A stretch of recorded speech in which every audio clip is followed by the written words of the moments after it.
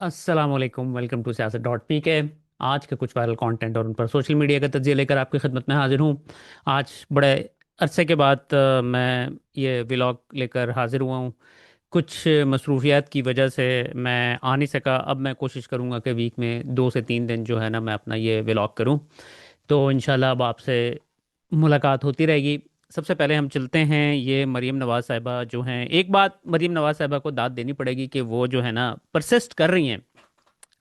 आपको याद होगा कि आज से 2 दिन पहले पाकिस्तान के सारे बड़े बड़े अखबारों के अंदर इन्होंने तकरीबन 10 अरब रुपए जो है पिछले 2 सालों में मीडिया वालों को बांटा है। लेकिन अभी तक रत्ती भर जो है वो इनको कोई सपोर्ट हासिल नहीं हुई है या ये लोगों को कन्विंस कर सकें। ये समझ रहे हैं कि शायद हम अखबारों में इश्तेहारात भर देंगे तो लोग कन्विंस हो जाएंगे। भाई ये दौर जो है ना, ये सोशल मीडिया का दौर है। अब लोग तब्दील हो चुके हैं। आप लोगों को जो भेड़ बकरियां समझते आए हैं ना, जब से पाकिस्तान बना है, अब वो वाली चीज़ें नहीं चलती हैं। अब आप ये अंदाज़ा करें, यौम तकबीर जो हमने जो एटम बम चलाया था, उसके हवाले से सारा जो क्रेडिट नवाज शरीफ को दिया गया। और माशाल्लाह से अब आप ये देखें, आसिम मुनीर की तफसीर लगी हुई है, शहबाज शरीफ की लगी हुई है, जरदारी की लगी हुई है। भुट्टो की, जो जिन्होंने इसका ऑब्वियसली इनिशियली जो प्लान बनाया था, वो उनकी नज़र भी नहीं आ रही है। बड़ी मुश्किलों से तस्वीर उनकी नज़र आ रही है। सबसे आगे उन्होंने नवाज शरीफ को खड़ा कर दिया है। और जो जिस बंदे ने बनाया था, डॉक्टर अब्दुल कदीर खान, वो कहीं पे भी नज़र नहीं आ रहा है। अच्छा, फिर अब देखें, मैं आपको कह रहा हूँ ना कि ये इन्होंने इतना पैसा लगाया है अखबारों के ऊपर, लेकिन फ़र्क रत्ती भर नहीं पड़ रहा है। तो फिर मैंने जो है ना क्विकली ना, सियासत डॉट पी के का जो फेसबुक पेज है, मैं आजकल ना वहाँ पर रेगुलरली पोल्स वगैरह बनाता रहता हूँ। तो मैंने पोल लगाया जी, उसके ऊपर तकरीबन अब तो मेरे ख्याल में 50,000 क्रॉस कर चुके हैं। उस वक्त जब मैंने ये स्क्रीनशॉट लिया था, उस वक्त तकरीबन 45,000 के करीब वहाँ पर वोट्स आए हुए थे। और मैंने वहाँ पर लोगों से सवाल किया कि आपके ख्याल में किसने ये एक्चुअली एटम बम बनाया है। तो 92% लोगों ने 92% लोगों ने कहा कि डॉक्टर अब्दुल कदीर खान। और जो नवाज शरीफ साहब हैं, जिनकी तस्वीरें इन्होंने अखबारों में भर दी हैं, उनके ऊपर रिस्पॉन्स है जी 3% का। ठीक है जी, ये सूरत हाल है। उसके बाद फिर आपने देखा होगा कि मरियम नवाज ने आज फिर वो दोबारा जो है टिकटॉक वीडियोस बनाने का सिलसिला शुरू कर दिया है। देखें, जो उनकी मैं सोशल मीडिया के ऊपर सारा दिन मैं बैठा हुआ होता हूँ, मुझे आज तक इस तरह की सपोर्ट नजर नहीं आई है जिस तरह की उनकी अपनी वीडियोस के अंदर नजर आती हैं। कि आज वो लैपटॉप देने की जो तकरीब थी उसके अंदर गई है, तो वहां पर एकदम इतने सारे फैंस उनके इकट्ठे हो जाते हैं। कोई अपनी पेंसिल से स्केच करके मरीम नवाज की तस्वीर लेके आया हुआ होता है, कोई नज़में लिख के लाया हुआ होता है। फिर उसके बाद मरीम नवाज जब अपने हवाले से नज़म सुनती हैं कि माँ, सारे पुकार रहे हैं उनको माँ माँ कर कर, तो मरीम नवाज उठ के जाती हैं और पूरा यानी कि सीन जिस तरह होता है ना, चारों तरफ से कैमरे लगे हुए हैं, जाती हैं उस लड़की को गले लगाती हैं और कहती हैं, मेरी मुझे इतना मोहब्बत दे दी है आपने, मेरी आंखों से आंसू निकल रहे हैं। तो बहरहाल मरीम नवाज साहिबा जो हैं अपना टाइम इस तरह वेस्ट करती रहे, लेकिन इससे कोई फ़र्क पड़ने वाला नहीं है। उसके बाद आपको याद होगा कि मरीम नवाज, जब नवाज शरीफ वज़ीर आज़म थे, उस वक्त ये गई थी उधर बराक ओबामा अमेरिका में। उस वक्त प्रेसिडेंट थे, नवाज शरीफ पाकिस्तान के प्राइम मिनिस्टर थे। उस वक्त ख़वातीन की एजुकेशन के लिए अमेरिका ने मरीम नवाज के हवाले $70 मिलियन किए थे।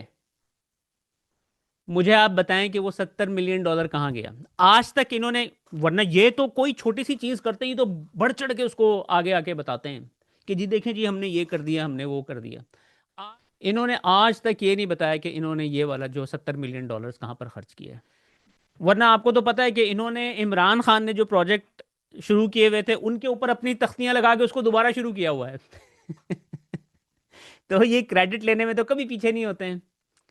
ठीक है, वो $70 मिलियन का हिसाब नहीं देना है उन्होंने, लेकिन स्टेटमेंट सुने, कहती क्या है, कहते हैं जिस तरह एक माँ चाहती है कि वो अपने बच्चों की किस्मत बदलने के लिए सब कुछ उनकी झोली में डाल दे, यकीन जानो मेरा दिल करता है जो कुछ मेरे पास है वो सब कुछ आपके सामने रख दूं। हमें कुछ नहीं चाहिए, हमें वो दे बताएं, ये जो $70 मिलियन थे ये जो आपको मिले थे ये कहाँ गए, ये बता दें बस हमें, मरीम नवाज साहिबा। उसके बाद ये मरीम नवाज के हवाले से क्विकली मैं बताऊं कि ये आज ये फेक जो है ना इमेज सर्कुलेट कर रहा था सोशल मीडिया के ऊपर, जिसमें कहा गया कि पंजाब ने एक टैक्सी स्कीम अनाउंस की है, क्योंकि आपको पता है मरीम नवाज हर चीज़ के साथ जो है अपना नाम जोड़ देती हैं। तो इमेज में लिखा हुआ था कि टैक्सी स्कीम का नाम रखा गया है मरियम टैक्सी। ठीक है, ऑब्वियसली बहुत ही रेडिकुलस किस्म की बात है, इस तरह की बातें करने नहीं चाहिए। लेकिन मुझे इसको देख के एक जो बात याद आई थी वो ये थी कि ये बेनज़ीर साहिबा जो थी उनके हवाले से इस तरह की पीली टैक्सी करके उनको बुलाते होते थे ये सारे नून लीग वाले, आपको याद होगा। उसके बाद आपको पता है कि ये जो इंडिया का गोदी मीडिया है उसमें ये अन्नाब गोस्वामी और ये जनरल बख्शी जो हैं वो अक्सर बैठे हुए होते हैं, चीख चंगाड़ रहे होते हैं, मेरे से तो देखा भी नहीं जाता क्योंकि कोई लॉजिकल बात भी नहीं कर रहे होते, ये अपने पास से जो है ना चीज़ें बना बना के घड़ घड़ के लगा रहे होते हैं। तो आज इन्होंने चाइनीज़ एक्सपर्ट विक्टर गाओ को अपने जो है प्रोग्राम के अंदर बुलाया और उनसे जो है ना पाकिस्तान के हवाले से वो बात कर रहे थे। मैं आपको बताऊं कि मैं क्लिप आपके सामने भी प्ले करता हूं, जिस खूबसूरत तरीके से और जिस तरीके से उन्होंने अपना जो है ना स्टैंडर्ड एक रख कर बात की है इस प्रोग्राम के अंदर, यानी कि वो अन्नाब और ये जो बख्शी हैं ये एज़ यूजुअल चीख चिंगाड़ रहे थे, वो बड़े ही तहम्मुल से बड़े ही पीसफुल अंदाज में वो उन्होंने बात की और वो इनका चीखना चिंगाड़ना सुनते रहे। और लेकिन जब उन्होंने बात की ना तो वो आपको लग रहा था कि ये एक जो है ना कोई कैलिबर का बंदा बात कर रहा है, और दूसरी तरफ जो हैं वो आपने चीखने चिंगाड़ने वाले रखे हुए लोग, यानी कि मेजॉरिटी आपको पता है कि जो इंडियन आबादी है वो लिटरेसी रेट वहाँ पर बहुत ज़्यादा लो है।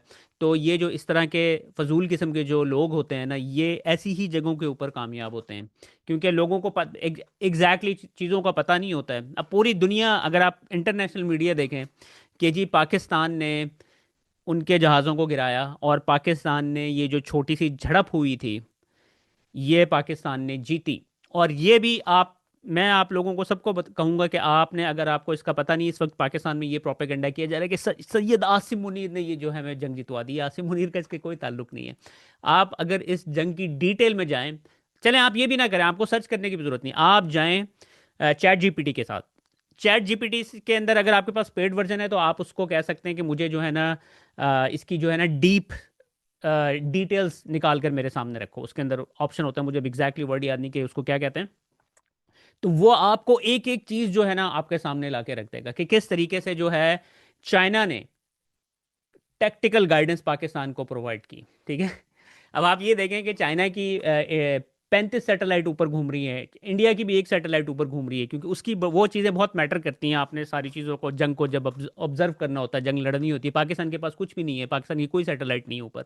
तो बहरहाल चाइना की हमें शुक्रगुजार होना चाहिए कि चाइना ने पाकिस्तान की हेल्प की और हमें जो है इस नहज के ऊपर लाकर खड़ा कर दिया। लेकिन इस वक्त जो है सारा क्रेडिट जो है पाकिस्तान में भी लिटरेसी रेट की जहालत का आपको पता ही है, अंदाज़ा है ही। तो उस चीज़ को जो है ना हमारे मार्शल आर्मी चीफ साहब इन सारी चीज़ों का एडवांटेज उठा रहे। मैं चाह रहा हूँ कि हम ये वीडियो जो है ना इकट्ठे देखें ज़रा। is fighting India on the Western theater. When you are bogged down there, simple question. Okay, let Victor take that. You made a number of points there. Victor, see, that was General Bakshi's point of view, and I think pretty much he's laid it out there for you. So your turn to respond to that. Well, thank you very much for having me. First of all, I listened very carefully to what the Excellency the General had to say. Couple of points to start with. China. आपने देखा है कितने respectfully बंदा ये बात कर रहा है, हालांकि उधर चीख चंगाड़ चलती है। वो कहता है एक्सीलेंसी, इतने प्यार से उसके साथ बात कर रहा है क्योंकि उसने जो है चीखना चंगाड़ना नहीं है, उसने फैक्ट्स की बेसिस के ऊपर बात करनी है। Acquired Xinjiang before the time of Jesus Christ. So, read history first, General. And secondly, Tibet became part of China about 800 years ago. Again, read about history. When you talk about invasion of Tibet, it's not done by China. China and Tibet became one country about 800 years ago. That's the basic historical facts you need to study. I know you study the military, but studying military without historical context will not make you a great military leader. That's the first point. The second point, you talked about China and Pakistan. China-Pakistani friendship and cooperation are established on solid rocks. It will never be shaken by any force in the world. So no country in the world should second guess China-Pakistani solidarity and friendship and brotherhood and sisterhood. And such brotherhood and sisterhood did not just start in May 2025. It started quite a few decades ago. The Pakistani side and the Chinese side jointly produced the military planes, and the Pakistani side has the full benefit of all the military advances that China has made over the decades. So don't pretend to be surprised if China and Pakistan closely cooperate in defending the legitimate of Pakistan, in defending its sovereignty. आपने सुना, वो कहते हैं कि जो भी China की जो टेक्नोलॉजी है हमारे पास, मिलिट्री पावर है, वो हमारी पाकिस्तान के लिए हाजिर है. बेसिकली इस वक्त सिचुएशन ये बनी हुई है, अमेरिका जो है उसको चाइना से डर लगा हुआ है, क्योंकि चाइना एक इमर्जिंग पावर है, सुपर पावर बनने जा रही है. हर तरह से हर जगह पर वो उनको हरा रहा है चाइना. टेक्नोलॉजिकली देख लें आप इलेक्ट्रिक गाड़ियां देख लें, आप जो चीज़ें इस वक्त ऊपर आ रही हैं ना, उसमें चाइना आगे है. ठीक है. और फिर उसके बाद आपको पता है कि चाइना एक बिल्कुल ही क्लोज्ड कंट्री है, उनका इंटरनेट भी बंद है. अदरवाइज होता ये है कि जो अमेरिकन है ना, वो हर जगह पे पेनिट्रेट कर जाते हैं, और फिर आपको पता है कि वो चालबाज तो हैं, और फिर वो चीज़ों को कंट्रोल में कर लेते हैं. हर दुनिया का तकरीबन हर मुल्क जो है ना, उन्होंने अपने कंट्रोल में किया हुआ है. ईरान के अलावा, चाइना के अलावा, रशिया के अलावा, ये जो 2-4 जो मुल्क बचे में, चाइना इसी तरह से बचा है कि उसने एंटर ही नहीं होने देता है. अब आप देखें ना, वो जो डीप सीक इन्होंने निकाला था चैट जीपीटी के मुकाबले में, पूरी दुनिया शॉक हो गई थी. किसी को भी नहीं पता था कि ये इनके पास इतनी हद तक टेक्नोलॉजी मौजूद है. इसी तरीके से जब इंडिया राफेल जहाज जब उन्होंने उड़ाए हैं, तो वेस्टर्न जो कंट्रीज हैं वो समझते थे कि भाई एक तो टॉप नॉच जहाज है ये, तो चाइना.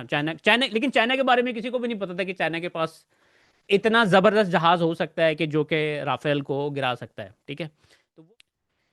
तो अब इस वक्त सूरत हाल ये है कि अमेरिका ने इंडिया को आगे किया हुआ है चाइना के साथ लड़ाई करने के लिए. बेसिकली इंडिया जो है अमेरिका के लिए चाइना के साथ एक प्रॉक्सी जंग लड़ा है. चाइना को इस बात का पता है, और पाकिस्तान इंडिया के साथ जो जंग लड़ेगा, पाकिस्तान वैसे लड़ना नहीं चाहता है, लेकिन अब इंडिया जब पंगे लेता है, वो अपनी चौधराहट जो है इस खित्ते में कायम करने की कोशिश कर रहा था ना. उन्होंने पाकिस्तान के ऊपर अटैक करना था और पिटाई करनी थी उन्होंने, और उन्होंने कर देनी थी अगर चाइना ना होता. ये भी बात फैक्ट है. हम समझते हैं कि जी हम बहुत ज़्यादा पावरफुल है. उनकी $80 बिलियन का उनका मिलिट्री का बजट है. हम $1 बिलियन के लिए रो रहे होते हैं. तो 8 टाइम्स टोटल हमारा $10 बिलियन है. इवन दो कि हमारे पास खाने पीने के लिए कोई पैसा नहीं है, लेकिन मिलिट्री को हम अपना खून निचोड़ के भी जो है ना देते हैं. And territorial integrity. Now, you talked about terrorism. I personally condemn terrorism of all colors and shapes and forms. And we need to deal with the fundamental reasons for terrorism. But whenever there is a terrorist attack, you cannot just jump the gun and jump to the conclusion that accusing a certain other country as sponsoring the terrorist attack. Let's deal with the terrorist attacks as they are and get to the bottom of that by exhausting all investigation and inquiry before you will be justified to take military actions. From the Chinese perspective, taking military action is always a matter of last resort. Important बात इन्होंने की है. देखें ना, India ने कोई सबूत नहीं फराहम किया है. यानी कि हमें तो ये लग रहा है कि ये शायद फॉल्स फ्लैग ऑपरेशन था. इंडिया को नज़र आ रहा था कि पाकिस्तान इस वक्त बहुत ही वीक पोजीशन के अंदर है, इकोनॉमिकली बहुत ज़्यादा वीक है, जो हमारी मिलिट्री है उससे लोग नफरत करते हैं. तो ये सारे सनेरियोज रख कर उसने कहा कि इस वक्त जो है ना ये बेहतरीन टाइम है. अब हमें नहीं पता ये फॉल्स फ्लैग था ये या फिर ये वाकई हुआ था. बहरहाल वो उनके लिए उनको एक अपॉर्चुनिटी नज़र आई, लेकिन उन्होंने इस चीज़ को ओवरलुक कर दिया कि भाई चाइना भी पीछे खड़ा हुआ है. अगर ये फॉल्स फ्लैग ऑपरेशन ना होता तो चाइना इंडिया को क्यों नहीं इसके ऊपर हमें प्रूफ प्रोवाइड कर रहा है. अब प्रोवाइड कर देना प्रूफ, अपने दुनिया को सारी को अपनी तरफ कर ले, लेकिन प्रूफ नहीं देना चाहता है. वो कहता है कि भाई अब आप सुनिएगा क्या कहते हैं आगे. Resort rather than a first resort. And I think it will be completely unjustified for India to jump the gun and to attack another country by claiming that Victor, that country is behind whatever terrorist attack that may have happened. Victor, if I may just tell you one thing. See, you're getting emotional about this. I'll tell you one thing. In all the previous अब आप मुझे बताएं, इसने ये जो अर्नाब है ना, ये इसी तरीके से बात करता है। अब इसने इसको कहा है कि तुम इमोशनल हो रहे हो, हालांकि वो बिल्कुल कूल एंड काम। अब इसने कहा है ना इमोशनल हो रहे हो, अगर कोई आम बंदा होता मेरे जैसा, उसने अटैक कर देना था कि भाई मैं कहाँ पे इमोशनल हो रहा हूँ भाई।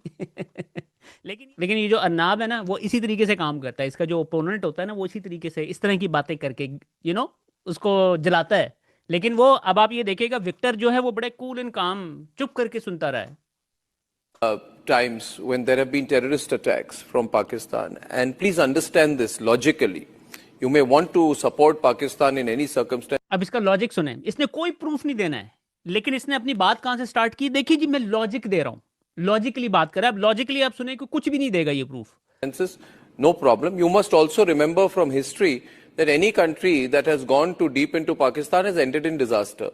See what happened to the Americans. See what happened to the Soviets. You want to go the same way? No problem.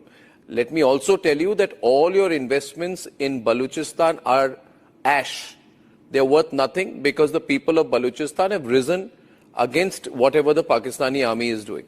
The third point I want to tell you is, why do you want to expose the weakness of your defense systems? Your entire sort of, what you call a air defense system, which you told the Pakistanis HQ-9, was useless. We went right into Pakistan. We bombed the living daylights out of them. Our missiles went and hit them. Where was the Chinese system? It was just ineffective. It did not work. Maybe you should send it for repairs. Secondly, you spoke about your planes, your J-10 fighters. They failed. The stock market price of these companies is today down. On the other hand, the देखा ये किस तरह झूठ बोल रहा है, blatant झूठ बोल रहा है। लेकिन वो विक्टर जवाब नहीं देता इस बात का। ये कहा ना, इसने कहा ना कि मैं लॉजिकली बात करूंगा। लॉजिकली अगर ये बात करता तो प्रूफ देता, इसने कोई प्रूफ वगैरह नहीं दिया है। इसने बस कहा है कि जी तुम्हारे जो स्टॉक हैं वो नीचे चले गए, और देखो अफगानिस्तान जो भी पाकिस्तान के साथ पाकिस्तान में गया है वो तबाह हुआ है, इसी वजह से चाइना भी तबाह हो जाएगा। इस तरह की अजीबोगरीब किस्म की बातें कर रही है। Scientific and technological prowess of the Indian missiles, the Akashveer, the BrahMos, has been proven brilliantly.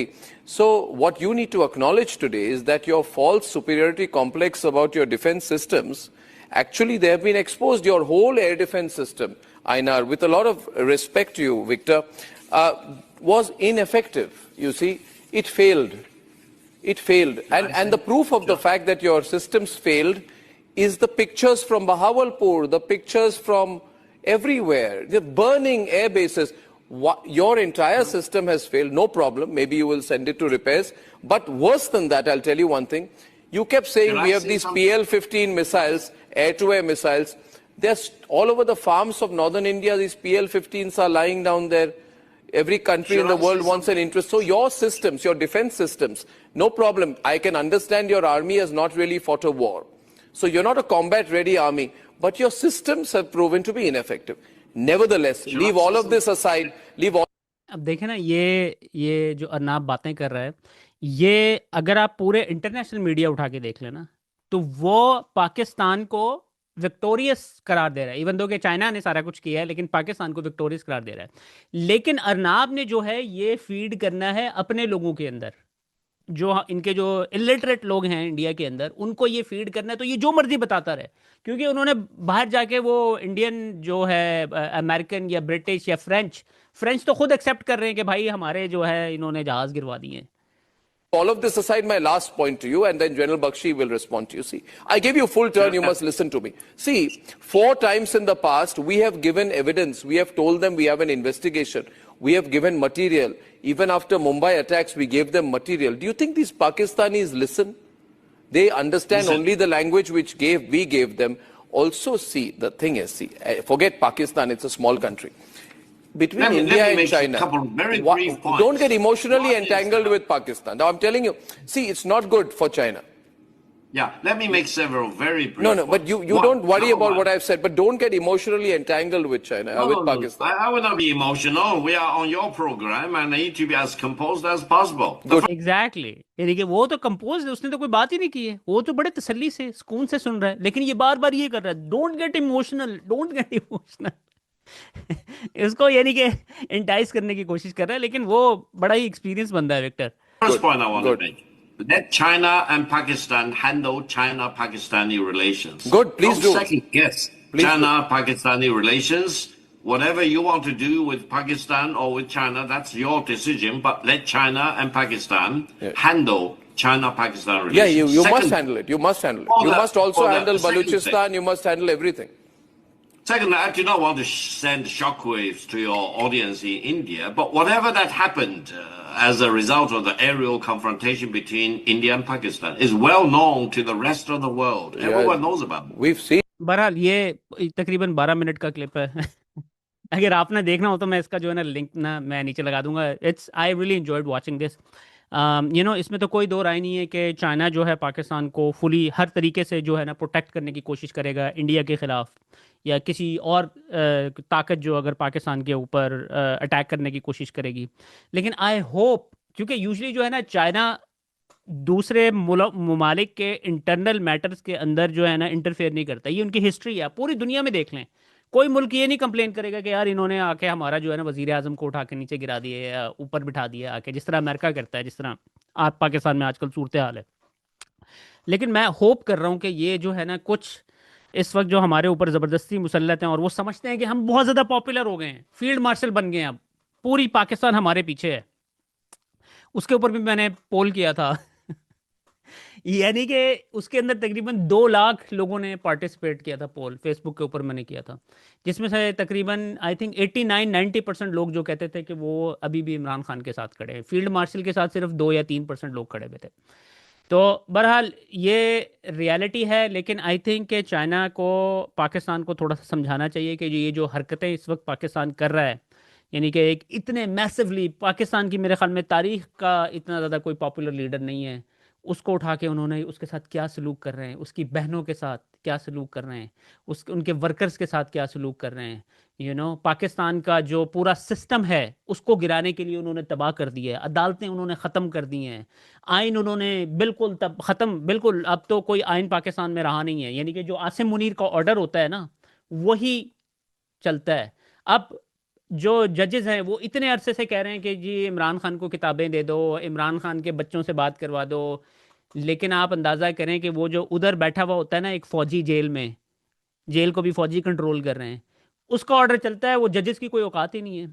तो ये सारा कुछ शट डाउन हुआ हुआ है। लेकिन आई थिंक कि चाइना अगर इसके अंदर बात करे और उनको बताए कि यार तुम ये जो हरकतें कर रहे हो, तुम बर्बादी, हम भी तुम्हें एक हद तक ही बचा सकते हैं, लेकिन अगर तुम इंटरनली इतनी बड़ी आबादी है 24-25 करोड़ की, अगर तुम खुद को इस तरह तबाह कर लोगे तो फिर इवेंचुअली जो है हमारी सपोर्ट भी फिर तुम्हारे काम नहीं आएगी। अब आप ये देखिए, सेनेटर मुश्ताक अहमद साहब, उनकी वाइफ ने आज से कोई 2-3 दिन पहले जो है ना फ़लस्तीन के लिए वो आवाज़ उठा रही थी। गज़ा के अंदर जो इस वक्त आपके सामने जेनोसाइड हो रहा है उसके हवाले से उन्होंने जो है ना कैंप लगाया हुआ था। कैंप से उनको गिरफ़्तार करके ले गए, और भी बहुत सारे जो बच्चे थे उधर इर्द गिर्द जो ऑब्वियसली फ़लस्तीन के हवाले से आवाज़ उठाना चाह रहे थे, उनको उठा के ले गए। आज सेनेटर मुश्ताक को, उनकी बीवी को पहले ले गए थे, अब उनको आप ये देख सकते हैं फुटेज के अंदर किस तरह धक्के दे के अंदर गाड़ी के अंदर उनको लेकर जा रहे हैं इस तरीके से। आप मुझे बताएं कि ये पाकिस्तानी क्यों नहीं, यानी कि वो पाकिस्तानी जो हमारी इस वक्त बैठे हुए हैं ना आसिम मुनीर साहब, वो हर हद तक जाते हैं कि फ़लस्तीन की सपोर्ट में और इसराइल के ख़िलाफ़ पाकिस्तान में बात ना हो। यानी कि मुझे, क्योंकि ऑब्वियसली इंटरनली तो उनको कहीं से कोई सपोर्ट नहीं है पाकिस्तानियों की। उन्हें पता है कि जो हमें जो सपोर्ट मिल रही है वो बाहर से ही मिल रही है, या अमेरिका से मिल रही है, या फिर आई डोंट नो, हमारे पास सबूत तो नहीं है इस बात के कि इसराइल उनको सपोर्ट कर रहा है। लेकिन हमें ये पता है अमेरिका जो इस वक्त फ़लस्तीन में हो रहा है उसके लिए सारे जो वेपन्स, सारा जो पैसा वो अमेरिका ही प्रोवाइड कर रहा है इसराइल को, राइट। तो वो मे भी ये, क्योंकि अमेरिका ने ही इनको लाके ऊपर ज़बरदस्ती हमारे ऊपर मुसल्लत किया है, तो ये मे भी शायद उन्हीं को खुश करने के लिए ये हरकतें कर रहे हो।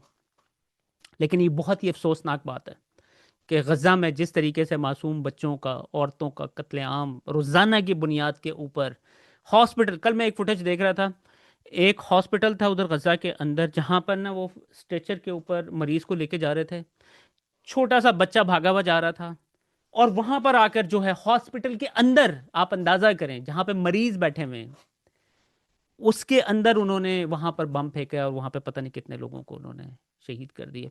अब सुनने में आ रहा है कि जो है ना वो पूरा ऑब्वियसली उन्होंने इंफ्रास्ट्रक्चर तो वहां पर तबाह कर दिया है। अब वो टारगेट कर रहे हैं कि वहां के जो पॉलिटिशियंस थे, वहां के जो डॉक्टर्स हैं, जो यानी कि वो लोग जो सिस्टम को चलाते हैं एक शहर के अंदर या एक मुल्क के अंदर, उनको जो है टारगेट किया जा रहा है कि ताकि वहां पर कोई सिस्टम को चलाने वाला भी कोई ना बचे।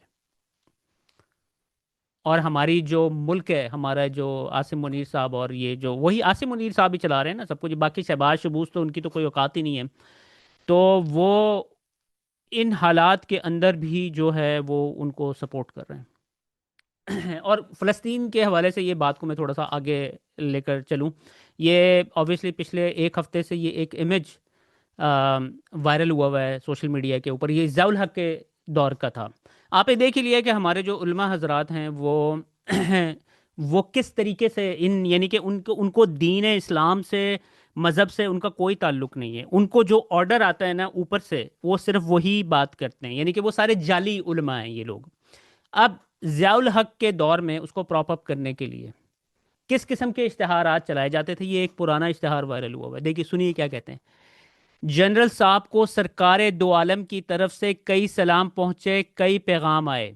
ये किसने स्टेटमेंट दी थी उस दौर में? मौलाना अब्दुर्रहमान अशरफी, जामिया अशरफिया लाहौर के, जो उस वक्त मेरे ख्याल में लीड करते होंगे।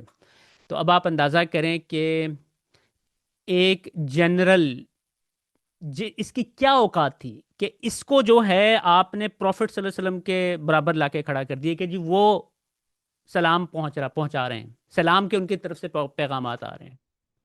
तो अब भी आप देख लें फ़लस्तीन के हवाले से कौन से हमारे मौलाना हजरात ने इस वक्त अब तक बात की। मुझे बता दें, एक बंदा बता दें मुझे पाकिस्तान में जिसने बात की है। ये पूरा सिस्टम तो एक्सपोज हुआ है, ये मौलाना हजरात भी सारे एक्सपोज हो गए हैं बुरी तरह। उसके बाद एक नया बंदा लॉन्च किया गया है इमरान खान की तजलील करने के लिए। पहले भी ऑब्वियसली आपको पता है सैकड़ों लोगों को इन्होंने लॉन्च किया है और हर बंदा फेल हुआ है। एक नया बंदा ये लॉन्च हुआ है और ये क्लिप जो है ना सर्कुलेट कर रहा था, ये मैं आपके सामने प्ले कर देता हूँ तो आपको इसके लेवल का अंदाजा हो जाएगा। बहुत सारे लोगों ने कहा कि जब यूएनओ में इमरान खान साहब ने तकरीर की जिसमें उन्होंने कलमा हक बुलंद किया, ला इलाहा इल्लल्लाह, तो वो तो इस्लामोफोबिया के खिलाफ आवाज उठा रहे थे। तो क्या इस्लामोफोबिया के खिलाफ आवाज उठवा के उस कुरान की शिकों को पामाल करना मुसलमानी है? क्या अल्लाह ताला ने सूरह मोमिनून में नहीं कहा कि मोमिन मर्द और मोमिन औरतें अपनी शर्मगाह के अमीन हैं? अगर आप अपनी शर्मगाह के अमीन नहीं तो सादक और अमीन कहां से हो गए? क्या ये महराब व मेंबर रसूल के मुहाफिज हैं? हूं क्या करते हो आप? आपका दिमाग काम नहीं करता है? देखिए, आप मुसलमान नहीं हो। देखिए इस वक्त इस वक्त क्या तुम वक्त की मुसलमानी होती है? नहीं, जो इस वक्त जो पाकिस्तानी हैं इस वक्त उन्होंने उनका चुनाव किया तो आए ना। आप चुनाव का आपने या मैंने तो नहीं वजीर आज़म बनाया था। अबू जहल का चुनाव, अगर अबू जहल का चुनाव करते तो फिर मदीना में अबू जहल को ले आते। क्या मदीना में, क्या किसी रियासत मदीना में कोई चर्च बनाया था, कोई सिनागोग बनाया था? तुम कितने गधे हो, मैं तुम्हारे साथ इंटरव्यू नहीं करना चाहता। जिसको अपने दीन का नहीं पता है, मैं उस आदमी के सामने नहीं बैठता। ये क्लिप भी पिछले एक दो दिन से जो है ना सर्कुलेट कर रहा है सोशल मीडिया के ऊपर, शायद आप लोगों ने देख लिया हो, लेकिन मैं फिर भी आप लोगों के लिए प्ले कर सकता हूँ एज यूजुअल। ये जो पूरा जो हमारी वीडियो है इसको हमने चैप्टर्स में डिवाइड कर दिया, अगर आपने देखा हो तो आप इसको स्किप कर सकते हैं, लेकिन मैं इसको प्ले करता हूँ फिर इसके ऊपर कॉमेंट करते हैं। टॉक एप्लीकेशंस बनी हुई हैं, इनके ऊपर जो चीज़ नज़र आती है वो असल में उस तरह नहीं है। तो ये मेरी बच्चों से भी गुजारिश है और मेरे उनकी वालिदैन से भी गुजारिश है कि सोशल मीडिया का जो एक ज़ाहिरी चमक नज़र आती है, ये असल चमक नहीं है। इसके अंदर बहुत सी गलत इक़दार छुपी हुई हैं जो अभी तक आपको एहसास नहीं होता, लेकिन जैसे वक्त के साथ आप बढ़ के आगे पहुँचेंगे आपको एहसास होगा कि ये सब झूठ है।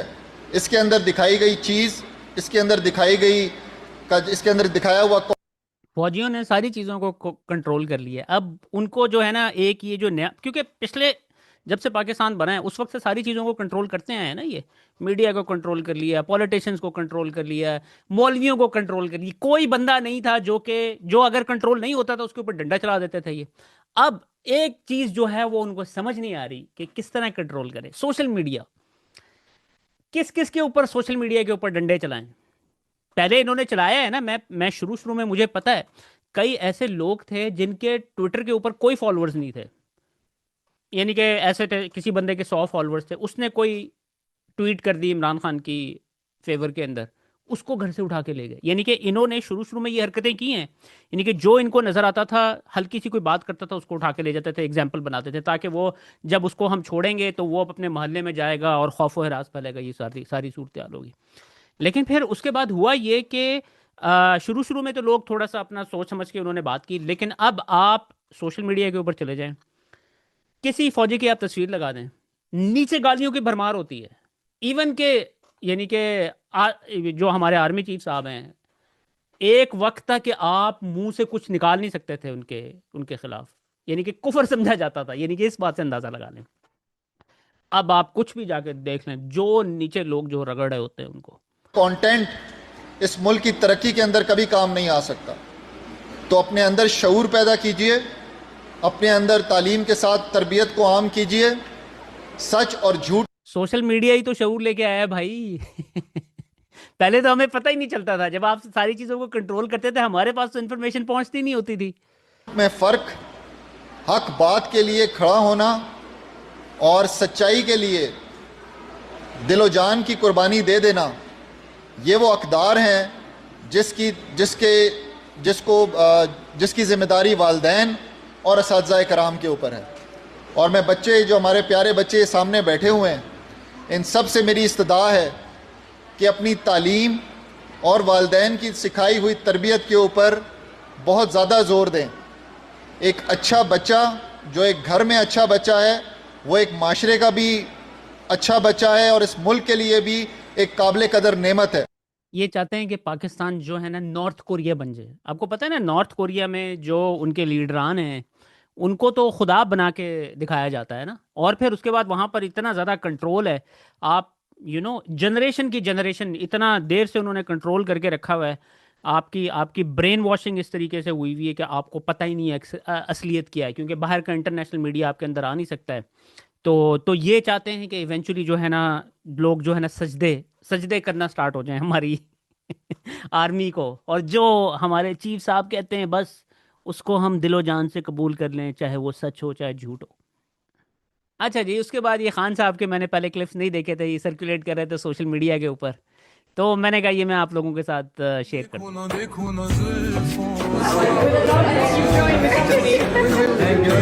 I'm only 35.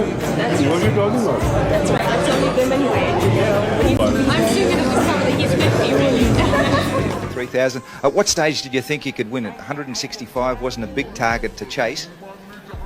Actually, only when Wasim started playing a few shots that I felt we had a chance. And what about the opening batting position? Shoaib and Saeed Anwar, are you going to persevere with that? You've had problems right through. Well, Saeed Anwar is extremely entertaining to watch. He gives us heart attacks. We never know when he's going to do what. But the thing is, he's got immense talent, and we hope that he'll just keep learning. And if he gives us good starts, it makes it easier for the lower order. We made 3 changes coming into today's match. What about when you go to Hobart? A bit early? I'm not sure. I'm going to have a look at the wicket. The thing is, we are also experimenting at the moment. The Ramiz being out of form has thrown our batting off balance.